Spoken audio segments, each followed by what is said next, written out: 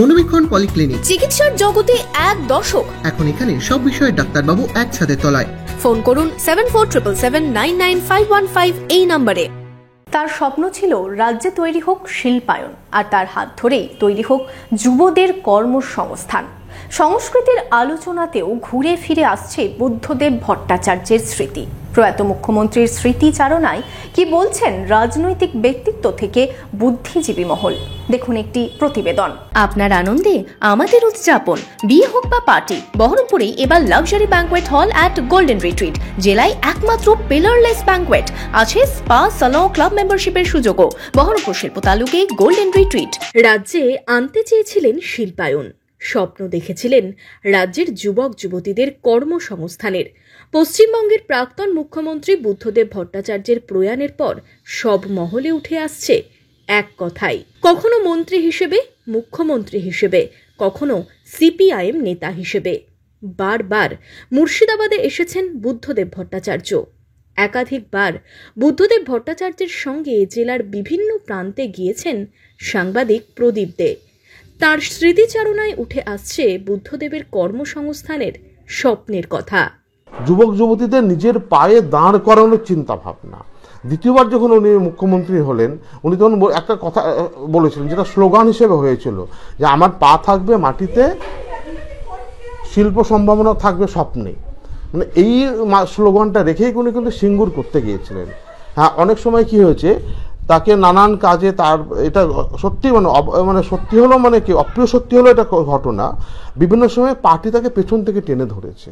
ফলে অনেক সময় উনি অনেক কাজ স্বাধীনভাবে করতে পারেননি, আক্ষেপ করেছেন, দুঃখ করেছেন ঘনিষ্ঠ মহলে। সিঙ্গুর সেই কারণে হয়নি, সিঙ্গুর করতে গিয়ে নানান বাধা বিপত্তির মুখে পড়েছেন। আজকে যিনি মুখ্যমন্ত্রী, তখন তিনি ছিলেন বিরোধী নেত্রী, বারবার বাধা দিয়েছিলেন। এটা আমাদের সত্যি দুর্ভাগ্য। আজকে যদি সিঙ্গুর হতো, হয়তো বাংলার চেহারাটাই বদলে যেত। আজকে সেটা অনেকেই বলছেন। তখন যদি বুদ্ধবাবুকে খোলা মনে, তাকে খোলা হাত, দুহাত বাড়িয়ে তাকে সবাই স্বাগত জানাতেন, তাহলে বাংলার আজকে এই বেহাল অবস্থাটা হতো না। সিঙ্গুর নন্দীগ্রাম পর্যায়ে তৃণমূলের সঙ্গে আন্দোলনে নেমেছিল কংগ্রেসও। কংগ্রেস নেতা অধীর চৌধুরীর গলাতেও শোনা গেছে আক্ষেপের সুর। বুদ্ধদেব ভট্টাচার্যের সততা নিষ্ঠার কথাও শোনা গেছে অধীর চৌধুরীর গলায়। তার ভাবনার সঙ্গে আমাদের মিল থাকতে পারে, না থাকতে পারে। একটা সময় সিঙ্গুর নন্দীগ্রাম নিয়ে তার বিরোধিতা করেছি, পরে আবার মনে করেছি যে সিঙ্গুরে বিরোধিতাটা না করলে মনে হয় ভালো হতো, এটাও মনে হয়েছে।